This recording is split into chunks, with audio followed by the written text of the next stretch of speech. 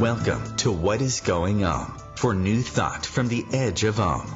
Each week on OMTimes' flagship radio show, veteran broadcaster, author, and media consultant Sandie Sedgbeer conducts thought-provoking interviews with inspirational authors, artists, musicians, scientists, speakers, and filmmakers who are working at the point where spirituality and science meet consciousness at the very edge of Om. Here is your host, Sandie Sedgbeer. Hello. Is it possible that significant numbers of humanity are the product of an ancient and advanced alien civilization? Have we, across the millennia, been periodically modified and refined as a species? Some might scoff at the suggestion that our genetic makeup might have been manipulated by otherworldly beings that view human civilization as one big lab experiment. But in his latest book, Bloodline of the Gods, investigative journalist, lecturer, and author Nick Redfern lays out the scientific evidence that at least 10% of the population is descended from an ancient alien civilization. Nick Redfern joins us today to discuss why the rare blood type Rh negative points to mysterious human origins. Nick Redfern, welcome. Hey Sandy, how's things? Good. You? Good. I'm good, thanks. Good. Nick, you've written over 30 books covering a range of unsolved mysteries such as Bigfoot, UFOs, alien encounters, Men in Black, and government conspiracies. You've appeared on numerous television shows, including Ancient Aliens, Monster Quest, UFO Hunters, National Geographic programs, and even the BBC. And correct me if I'm wrong, but Bloodline of the Gods is the first book you've written that touches on a subject that potentially affects some of your readers directly. I mean, one of the reasons people love pondering the possibilities of some of the content of your previous books is because in most cases it's an intellectual game they can engage in at a distance. It doesn't really affect them. But the notion that 10% of us or more are descended from aliens, now, that's getting personal. Isn't that a bit risky? Well, it is, but, I point out in the book that, just because a small percentage of the population may be somewhat different, I actually sort of spell out that doesn't mean, it's sort of an us and them situation or, almost like The Walking Dead where, it's the people versus the zombies. It's not quite like that. I think most, if not everybody who has this ancient lineage, there's nothing sinister about them. They're just, they have the remnants of genes, if you like, that may have been manipulated literally hundreds of thousands of years ago and that still sort of course through their bloodstream unknowingly. It's not like they're sort of all having secret meetings in the middle of the night when the rest of us are sleeping. It's nothing like that at all. So I think in that sense, it doesn't make people any less or more human. It just makes them a little bit different, that's all. So when did the rhesus negative factor first come to your attention? Well, I mean, the first article that dealt with this angle of sort of ancient extraterrestrials and the Rh negative factor was actually in 1976. That's when the first article was published. But at the time, it didn't really gather that much attention.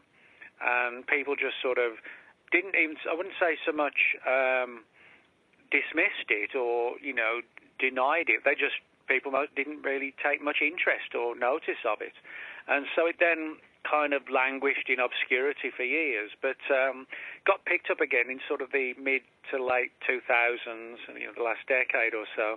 And New Page, who published a number of my books, contacted me and said, look, we're interested in doing a book on this subject, and would you be interested in writing it? And so I thought about it for a while, and I looked into it, and, I wasn't sure if I wanted to do it or not really, but the more I sort of looked into it, I found there were some genuinely intriguing threads involved in this particular subject to where a good case could be made that there's a genuine anomaly here that isn't explainable easily by normal science and technology. And so that's sort of what led me on the path to write it, really. Had the publisher not suggested it, then, or if they suggested it to somebody else in their author roster, so to speak, I wouldn't have done it.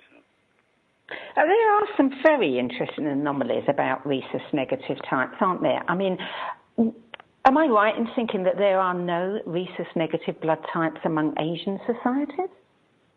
No, that's not quite true, but it actually is a small amount. To give you an example, as far as Caucasians are concerned all around the world, roughly about 12 to 13% are Rh negative, which is a significant amount. For African Americans, it's roughly about 7 or 8% are Rh negative, and for Asians, it's around about 1 to 2%. So that they are certainly the smaller number, but it's not a case that that there aren't any at all. But you put all that those figures together, and considering the 7 billion people on the planet, it does amount to a lot of people. And the Basque people and Celtic races seem to have a higher percentage of rhesus negative than the rest of us. Yeah, that's right. I mean, certainly the Basque people of Spain and France, BASQUE, they have a really intriguing and interesting history and background. For example, their Rh negatives, depending on the particular village or town you go to, their Rh negative figures, or percentages I should say, range from about 35 to up to 60% being Rh negative. And they also have a language that's unique just to them. Now, other than the UK, Europe is one big landmass. All the countries sort of melt into each other. We're France, Germany, Holland, Italy, etc. You can cross them all without, crossing an ocean or a sea. And you can find, examples in the French language where there's a certain words that, are similar to our words for the same word, But the Basque people, their language is 100% unique. And this has given rise to the idea that it's sort of an offshoot or a modern-day equivalent of a very ancient language that did not begin in Europe, or if it did, that it was unique to perhaps even like early primitive humans long before us, Homo sapiens, came along. And so, in other words, you have a lot of these unusual anomalies, and that physically as well, they look slightly different to the rest of us. They're often sort of more muscular and bulky, and their foreheads are slightly more pronounced as well, and they have sort of wider, thicker noses. And this has given rise to the idea that we know, for example, that the areas in which the Basque people proliferated in their early times were the same areas where Cro-Magnon man lived tens of thousands of years ago. So it's been hypothesized that they could well be, because of this unique language, their sort of bulky appearance, etc., that they could be sort of the last offshoot of like a genetic lineage back to the Cro-Magnons. And of course, with the high incidence of Rh negative blood, this has given rise to the idea that the Cro-Magnons were Rh negative as well.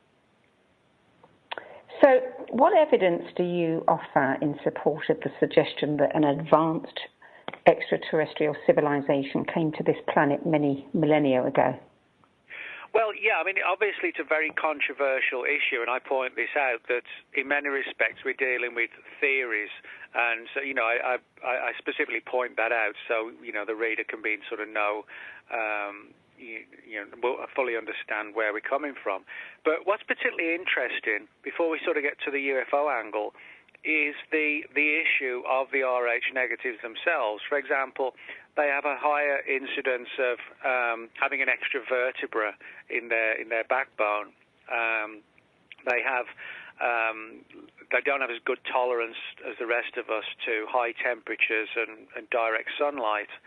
And one of the weirdest things of all is if, say, for example, you have a woman who is Rh positive and she gets pregnant by a man who is Rh negative, and if the blood streams, or the blood even, just drops of blood, cross, where you have the Rh negative blood of the growing baby, the fetus, and the positive blood of the mother, the mother's immune system actually tries to kill the baby. And I'm not exaggerating. It actually literally tries to kill it. It sees it, no pun intended, as something alien and foreign to its body. Now, fortunately, today we actually have medicines and science that will actually prevent this from happening. So it actually isn't a big thing today. However, it was, certainly a century or more ago, the babies were in grave danger. So, you have this bizarre situation of, you try and splice Rh negative and Rh positive, and the mother tries to kill the baby, or at least her body does, And on top of that, when we get to the UFO angle, a lot of people, if you bear in mind that the number of people who are Rh negative is, way down on the rest of the population. Overall, the average is probably about 7%, 6%. But for such a small percentage of people who are Rh negative, they have incredibly high numbers of UFO experiences.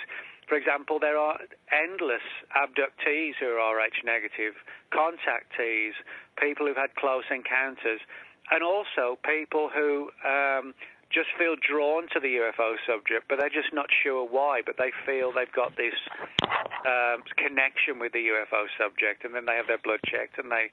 Nick, they I'm going to come back to you. Okay. We're going to come back to this, these anomalies of the Rh negative. We're going to a break in a moment, but we will come back and address that. You're listening to What Is Going On. I'm Sandie Sedgbeer, and I'm speaking with Nick Redfern about his new book, Bloodline of the Gods. We'll be back in a few moments.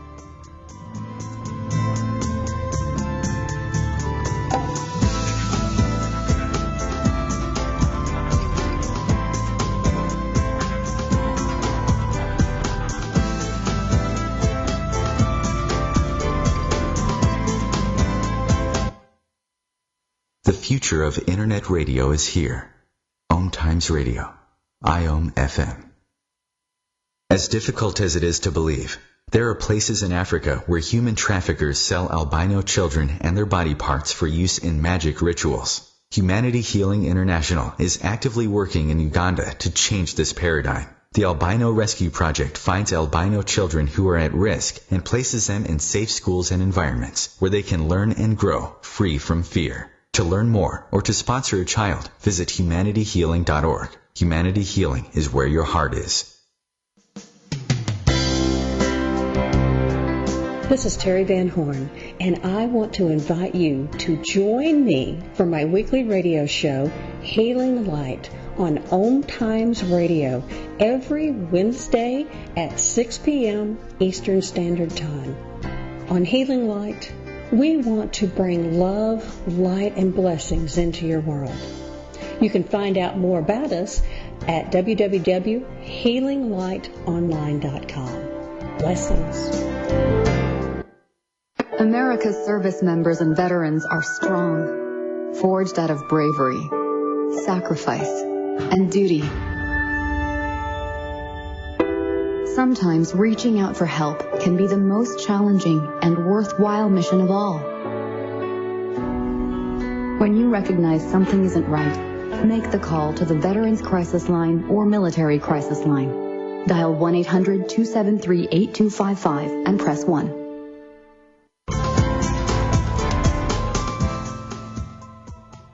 Welcome back. Nick Redfern, some of the other characteristics associated with Rh negative people are things like higher IQ levels, slow pulses, low body temperature, and even an extra rib in some cases. Yeah, that's right. So, there's a lot of issues which actually don't just sort of focus on just the fact that the blood is slightly different, but actually, there are significant physical differences as well. And as I said, it doesn't make them any less or more different to anybody else. It just means, that they have some sort of anomaly that's dates back to who knows when, and which continues to sort of exhibit these traits and these physical differences, still well into the 21st century. It's not something that's clearly going to go away, because this percentage of the population are always going to be around. So. One of the things that fascinated me is that they also tend to be more psychic, have faster healing tendencies, and many Rh negative children are born with what is in essence a tail, which has to be removed at birth. Yeah, that's something a lot of people don't realise. It's actually a medical condition that sometimes children are born with. It's basically like an outgrowth of the base of the spine and the back, and it has to just be snipped off. It's not sort of literally a tail, but that's how it kind of appears. And again, it's like with the Rh negatives, it's a higher incidence. It's kind of like with the issue of being born with an extra vertebra in your spine. All blood groups, and both Rh negative and Rh positive people, can be born with an extra vertebra. But again, it's the fact that it's a higher incidence in the Rh negatives rather than being just random, with the rest of the population. So if you put all those together and then factor in the angle of this deep fascination that so many people who are Rh negative have with UFOs and alien encounters, then you begin to sort of see this strange pattern developing that was sort of, I guess, sitting right in front of us, but we didn't sort of realise the implications of it all. Well, there's a lot more to learn about the Rh negative, and we will come back to them in another segment. For now, let's talk about this advanced extraterrestrial civilization that came to the planet many millennia ago. Who are they claimed to be? Well, it depends who you ask. Is the short answer. Some people have talked about, from Sirius. Others have talked about from Zeta Reticuli. But certainly the one person, more than any other, who sort of championed this angle of ancient manipulation, genetic manipulation of the human species, was the late Zecharia Sitchin. And Sitchin wrote a number of books that essentially talked about how he came to believe that there was this very ancient and long-lived species of entities known as the Anunnaki. Now, the Anunnaki, the stories of the Anunnaki, they're not, as some people think, just a new invention of the last few years, or even of Sitchin. They're actually sort of ancient deities, gods, told about widely and wildly in the old stories and legends of the people of Mesopotamia, literally going back thousands of years. Back then, they were perceived as gods. Sitchin thought they were extraterrestrials viewed by the people of that era to be gods. But he dug deeply into a lot of the old legends, which do correctly point out that even the ancient stories of the Anunnaki talk about them being sort of masters of medicine and having a deep interest in medicine and reproduction and things like this. And he came to believe that the Anunnaki came to the Earth and genetically altered very sort of like proto-humans, some of the very earliest creatures that grew out of Africa and that ultimately became human. But at the time, they were far more ape-like than human. And he came to believe that the Anunnaki essentially upgraded and radically altered early humans, essentially to turn them into a slave race, to effectively use our planet as sort of like a mining resource, and have the early humans do the work for them, but they could only do that if they were sort of upgraded with greater intelligence and bulk and build, etc. So that is sort of the opening story, so to speak, if you go back. And then that leads into some other anomalies, such as why Cro-Magnon man and Neanderthal man seem to surface pretty much out of nowhere. but being highly advanced, and not the dumb caveman image that you've seen in school books or in cartoons. They were highly evolved. For example, both Cro-Magnon man and Neanderthal man, their brain size was bigger than ours. We know from findings that have been made in certain caves around the world that they were very skilled with tools. They were very good artists. Cave paintings in caves in France, for example. I mean, some of that artwork would sort of rival the things you would see in museums and art galleries. And on top of that, there are indications of discoveries of what looked like early musical instruments, something along the lines of flutes, so suggesting that they understood and played music and liked music. And we also know they had burial rites, which suggests they had a concept of what life and death were, and possibly, beliefs in the afterlife and things like that. So, and bear in mind that they reached this position extremely quickly. It's not like we saw primitive creatures slowly become Cro-Magnon or Neanderthal. I won't say it's as 1 second they were here and then the next second they weren't. It wasn't quite that open and closed, but it was along those lines. It was an evolutionary leap. Oh, it was, yeah. So why did the Anunnaki come here? What were they mining for? Well, Sitchin believed that the planet that they came from, that he believed was called Nibiru, and he, again, through deciphering the old text and reinterpreting them, he came to believe that although the Anunnaki apparently had extremely long lifespans, to the point where, from our perspective, they would be sort of perceived as almost like immortal, he felt that although they had this sort of immortality, their planet didn't. And he came to believe that, or conclude, that their atmosphere was significantly degrading. Kind of like, the worries that have been made about our own ozone layer here. Now, what's interesting is that back in the 1970s, the brilliant physicist, Dr. Edward Teller, he proposed that if we could find a way to sort of grind down massive amounts, millions of tons of gold into powder and release them, to sort of take them into space and release them into the Earth's atmosphere, what would basically happen would they would collect in the atmosphere and essentially plug the holes. We're not talking about a few flakes of gold. We're talking about millions of tons. It would be an incredible program to do it. You'd have ships having to take off into space and carefully release all this, millions of tons of gold flakes. But the idea was to plug the holes in the ozone layer. And Sitchin came to believe that the Anunnaki came to the Earth kind of on like an emergency mission to do something along those lines. In other words, plug the holes in their atmosphere and do it by essentially reaping the massive amounts of gold that exists on our planet, but getting these early humans to do the work for them. Well, it's interesting, isn't it? Because,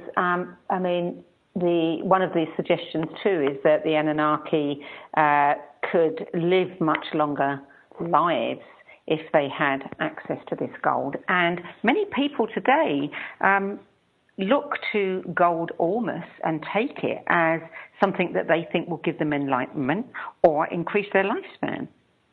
Yeah, this is an interesting angle, because if you look back into the ancient texts, there are, in the texts of a number of religions around the world, ancient religions, they talk about how issues like alchemy, this mysterious way of sort of altering what are called base metals like lead and tin into gold and silver. And there are stories about alchemists being able to alter the sort of atomic structure of gold, and where it could turn into this mysterious substance which can effectively prevent the aging process if it's ingested. Now, we're not talking about, obviously, drinking liquid gold or anything like that, but the idea is the the using alchemy, these ancient teachings, if you like, of how to effectively, I said, alter matter and alter the atomic structure, and it would allegedly affect the aging process to the point where it could slow down and possibly even be stopped. And as I said, you can find a number of stories like this in relation to the so-called manna from heaven. You can find it in what's called white powder gold, and India, for example, has amrita, and they all sound like very much the same thing. In other words, a strange substance that slows down the aging process, and possibly that may well have, or if Sitchin's theories are right, then certainly that would have played into the issue of why gold was so important to them, because the idea that being that you have to keep ingesting this substance to effectively retain your youth, or at least to stop the aging process, because despite what all the advances science has made over the years, we still fully don't understand why we age the way we do, and why we're sort of on a time limit of 85 to 90 nowadays, which isn't bad compared to sort of 50 or 100 years ago. But when you get to that upper peak of 90-ish, everybody then is kind of on borrowed time, and we don't know why we're not really able to find a way to slow things down at, say, 30, or 35 or 40.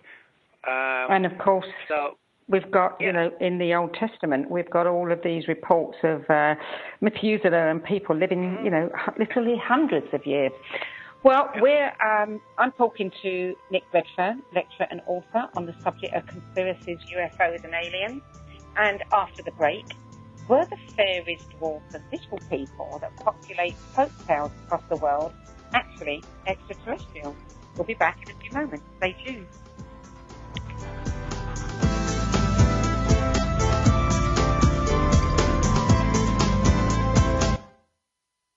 The cutting edge of conscious radio, OMTimes Radio, IOM FM.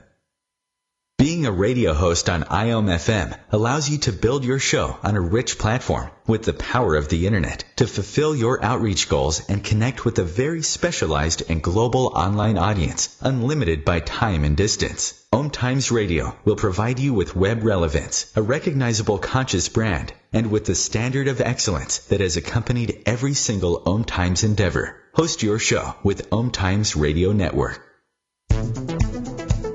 My name is Victor Furman. Some call me The Voice. I've always been fascinated with human nature, spirituality, science, and the crossroads at which they meet. Join me Wednesdays at 8 p.m. Eastern on OMTimes Radio, and we'll explore these topics and so much more on Destination Unlimited. There is no death, only a change of worlds. Chief Seattle. Deborah Livingston is an award-winning intuitive psychic medium whose international services include mediumship, spiritual assessment, animal communication, and spiritual mentoring. She is a published author and a trained shaman. Deborah provides evidential messages from spirit and departed loved ones. Learn more at deblivemedium.com. That's DEBLIV medium.com. We don't want your teddy bears. We don't want your shoes. We don't want your pencils, books, or blankets. We want to go home. Around the world, 95% of children in orphanages have living parents, but poor and vulnerable families are often forced to give up children they love. Children need the love of a family. Orphanages are the problem, not the solution. Disability Rights International helps families around the world keep their children at home. Learn how you can help at drikids.org.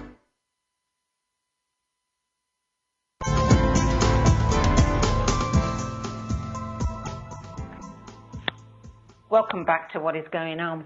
Nick Redfern, in your chapter titled Close Encounters of the Celtic Kind, you cite research suggesting that the fairies, dwarves and little people in ancient folk tales could have been ETs. Say more about that. Yeah, this is an interesting angle because one of the things that sort of goes throughout, or the one big thread that goes throughout all the stories in the book, is in relation to human reproduction. And we find that in sort of the stories of the so-called fairies. Now, when people mention of fairies today, they kind of think of little Tinkerbell-type figures, with wings and flitting around and, with these glittering lights around them, that kind of thing. But that's sort of far more the modern era imagery that people have.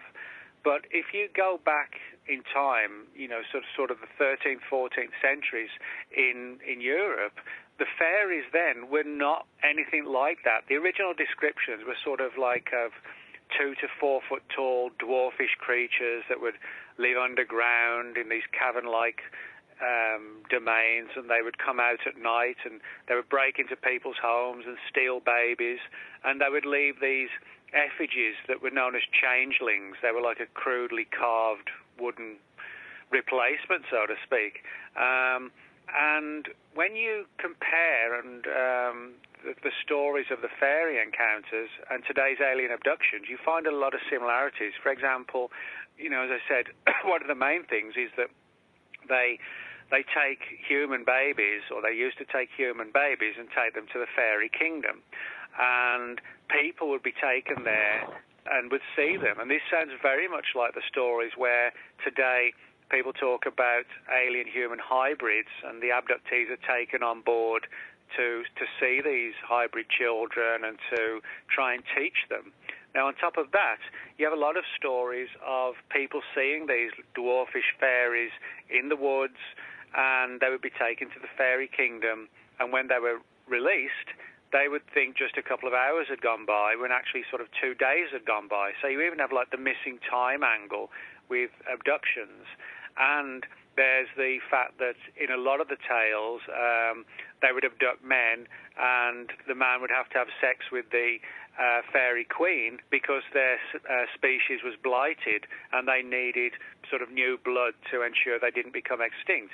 And that also ties in with the rumours that the so-called greys, the grey aliens with the big black eyes and the large heads, supposedly they're on an evolutionary decline, which is why they take things like DNA, cells, eggs, sperm, etc. So there's sort of an astonishing number of parallels, which has suggested to a lot of researchers that the ancient tales of fairies are actually born out of legitimate experience with extraterrestrials. I had to smile in that section of the book because you cite a poem that I think probably only British people or those born in, around the United Kingdom would remember, which was Up the Airy Mountain and Down the Rushy Glen. And I was an avid reader of folk tales as a child. I mean, that's all I ever read. And you're quite right. They were full of warnings that you don't want to go into the mountains because there are beings there and they're going to keep you there for many years. Or stories of kids that disappeared and then came back and they thought they'd been gone 5 minutes, but they'd been gone 5 years. Yeah, so there's a lot of things like that. And I often say to people, when you look at folklore and mythology and things like that, there usually is some basis in reality, however distorted it might be. There usually is some sort of basis in reality that explains how and why a particular legend or a particular myth began. But I mean, to sort of expand on what you said, this issue of sort of Celtic ties to the ET angle as well. This gets really interesting because, for example, Whitley Strieber, he came across a number of cases where aliens who had presented themselves to people had names and offered certain statements spoken in a very strange language. And when they were deciphered, it sounded like an early version of Celtic language.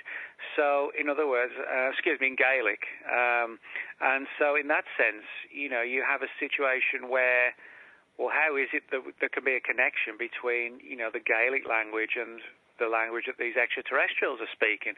Again, it suggests some sort of deep connection between us and them, so to speak. And then there was the curious case of the man who had a UFO land on his property, and they gave him 3 pancakes, one of which he ate, the others he didn't, and he got tested. Tell us about that. Well, that's a very strange, very highly controversial story of a guy named Joe Simonton, a farmer who claimed to have met aliens in April 1961 in Wisconsin on his property. And it's a very bizarre story because he said that they offered him these pancake-like products, which he ate one of them, didn't like it. And much of the story sounds like it was almost in kind of like one of these fairy-like dream-style states. And interestingly enough, food turns up in a lot of fairy stories where the fairies would provide people with food. And it sounds very much like this. But what's interesting is that the Air Force, the US Air Force, didn't dismiss this. They actually took it very seriously, and they asked for one of the pancakes that he didn't eat to be sent for analysis. And one of the odd things about it was that it was, for all intents and purposes, it seemed normal, except there wasn't even a single microbe of salt in it at all. And in the old legends, salt was something that fairies couldn't abide. It would make them sick. So a story that sounds totally bizarre and weird, has actually some odd aspects to it that kind of make you think, it may not be so crazy after all. And one of the, the old legends always used to say, too, that if you get taken by the fairies, you don't accept their food. You don't eat anything. That there was something about eating that bound you there. Well, that's right. I mean, there's a lot of stories about fairies and food. In some cases, they would be helpful where they would leave food for people, and sometimes supposedly they would milk cows. But if you crossed their path, for example, they could blight the milk of the cow. The cow would fall sick and wouldn't, be able to give milk properly. And there are other stories where you're right, that where if somebody was taken to the fairy kingdom and they ate food or drunk some of their liquid there, they would never be able to go home again. Now, why that should be the case, we don't know. But one of the theories is that their, whatever their realm was, that this particular substance could genetically alter us. It could affect our DNA to the point where trying to then live in our world could be hazardous to your health. You were sort of forced to stay there, Well, let's return to some of the anomalies about the Rh negative. I mean, in Bloodline of the Gods, you write about the Elite Bloodline that holds significant sway over our planet and us. And you point out how many people in power are also rhesus negative. Yeah, I mean, this is an interesting angle, really, the idea of... although, the number is sort of random around the world, and it's a small percentage, but in the same way that we find a certain number of, or a large number of people attracted to the UFO subject, what we actually find in terms of another aspect is a lot of powerful people being Rh negative. For example, numerous members of the British royal family are Rh negative. Also, a number of U.S. presidents like Dwight D. Eisenhower, President Nixon, and Bill Clinton. And probably the most infamous Rh negative of all time was Lee Harvey Oswald, who rather bizarrely married a Russian wife who also happened to be Rh negative. And so, that we can... sort of see a lot of powerful figures and also historical figures who are Rh negative. And this has given rise to the idea that while the vast majority of the population sort of has no knowledge of what it means to be Rh negative, they just say that, they just think their blood's a bit different in the same way someone's got blonde hair and someone's got black hair. But the theory is that ancient families, ancient secret societies have a secret knowledge of what it really means to be Rh negative, and they understand their lineage and who and what they actually are. So they consider themselves, sort of the elite. And in a strange way, if, for example, the Anunnaki are no longer here, which they clearly aren't because they were described as sort of 12 to 14 foot tall humanoids, and we're obviously not seeing them. So the strange scenario is that they could still be running the planet, but sort of by proxy. Instead of ruling it themselves, they have their long-standing offshoots, the Rh negatives, in positions of power. So they, in some fashion at least, are still sort of, controlling things. Does the Rh negative blood type, does that get transferred through the father, through the mother? Is it something that, is inherited, is random? Does it come out in all the children? Well, it is sort of inherited, yes. But, you can have a mother who's Rh negative and a father who's Rh positive, or vice versa. It's not always like, that the mother is going to be Rh positive and the father's Rh negative. But regardless of who is who, it still can cause problems if you don't have the right medication to prevent the sort of the backlash from occurring, on the part of the mother. So, it is a strange situation when you think about it, sort of a mother's body trying to kill her unborn baby just because its blood is different. But, the important thing is it's so different. That's why we have this. It doesn't have a bearing on blood group, if you're A, B, or, whatever, or O, whatever. It actually relates to the Rh factor of the blood, which is different to the, which if you're positive or negative in sort of like A or B. So, everything about it is very, very strange. And, although we understand how to combat these hazards, and we understand that, some of the people have a few physical differences, there's really no medical consensus on why that should be. It's just how it is, I'm going to leave you there for a moment, Nick, while we go to another break. We'll be back in a few moments. Still to come, inherited memory, hybrid black-eyed children, and is there a secret agenda among extraterrestrials to continue infiltrating our society with the purpose of changing our DNA and taking over our planet? Stay tuned.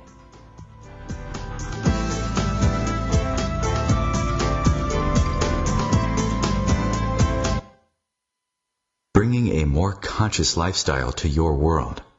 OMTimes Radio. IOM FM. Spiritual, metaphysical, green living, psychic, alternative healing, life coaching. Do any of these or similar terms apply to your business or cause? If so, you are in a niche market with a very specific audience. Conscious Gate PR is the world's leading conscious public relations agency. With a global reach of over 4 million and growing, we offer comprehensive media campaigns to our targeted market. Learn more at ConsciousGatesPR.com. Conscious marketing for conscious minds. Hi everyone, this is Shay Parker, the host of Best of the Best, which airs live right here on IOM Radio every Tuesday night at 8 p.m. Eastern and 5 p.m. Pacific.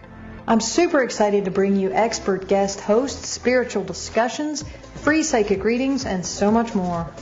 I can promise that you will not want to miss this one-of-a-kind, fun, yet touching, down-to-earth show. Join us every Tuesday night at 8 p.m. Eastern, 9 p.m. Pacific on OTR-FM. This is Shay Parker, and I can't wait to see you there. It's on us to stop sexual assault. To get in the way before it happens. To get a friend home safe. And to not blame the victim. It's on us. To look out for each other. To not look the other way. It's on us to stand up. To step in. To take responsibility. It's on us, all of us, to stop sexual assault. Learn how and take the pledge at itsonus.org.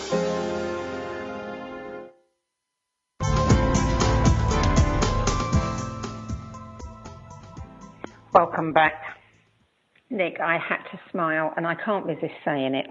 One of the people that you didn't mention who is rhesus negative is George Bush Sr. And given what you said earlier about a higher incidence of elevated IQs amongst rhesus negative people, it clearly, obviously, we can assume that George Bush Jr. is not rhesus negative, because he certainly doesn't have the IQ, does he? I honestly don't know what his group is at all. I mean, there are certain ones who we do know. It's a matter of record, but it would be interesting also to sort of see what the figure is, around the world in general in terms of sort of world leaders and influential people.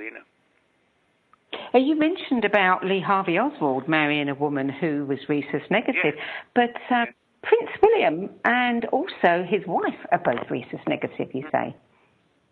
Yeah, and as I said, this is something that runs through, the royals, and you also looked at other blood anomalies, like haemophilia, centuries ago, which was rife in the British royal family and the Russian royal family, which were both heavily sort of interbred, so to speak. So, they had a few blood-related anomalies over the years, or centuries even. So tell us about inherited memories. Well, inherited memories, sort of very controversial area, and this I talk about this in relation to how and why the RH negatives feel so drawn to the UFO subject. It's as if they know they're somehow connected to it, but they're not sure how. And this could come into play with the issue of inherited memories. Now, the best way I can describe it, if you look at your parents, you can see certain physical characteristics that you've inherited. It might be hair color or the shape of your face, or the shape of your nose or whatever, or your height. That's sort of like a physical inherited issue, from the fact that, you're the product of your parents. But the idea of inherited memory is that you can literally inherit fragments of memories. The idea being that when you're born and you grow, your part, your DNA is derived from your mother and father, and you are the product of them. So the theory is that you could also inherit memories that would be deeply buried in the subconscious, even if just fragments of memories. And that this might explain things like people who believe they've been reincarnated. It may not be reincarnation. It may be fragments of memories that have been held over and are, as I said, deeply buried somewhere in the subconscious. Now, if the RH negatives, who we know have higher psychic skills and levels, it's not at all impossible, I think, that they may be more adept at pulling those inherited memories out of the depths of their subconscious or their mind. And that might explain why they feel they are tied to sort of something that happened in the distant past. They're tied to extraterrestrials. They feel drawn to the subject. And there are indications that the inherited memory is real. And one example is, for example, when people have organ transplants. There have been a number of cases on record where somebody has had an organ transplant and they've developed the food cravings of the person whose heart or, liver or lungs or whatever were given to them. There's actually a couple of famous cases where one particular person had a craving for a particular type of potato chip, and it turned out that the person whose organ was donated to them ate packets of them all the time, just loved them. And so in other words, even though we don't know how or why it happens, there is this issue of how we can sort of inherit or somehow have a knowledge of, what happens in somebody else's mind, in somebody else's life, when we become part of it as well. There's also many stories, many incidences of people who report alien contact as children, coming from, a line, their lineage, their mothers, their, grandmothers also say the same thing. Now, is that an inherited memory, or do you think there is something about, whole families being attractive to ETs? Oh, well, you do get that, you rarely find that somebody who's reported an alien abduction story, you rarely find that they're the only ones in the family that have had this.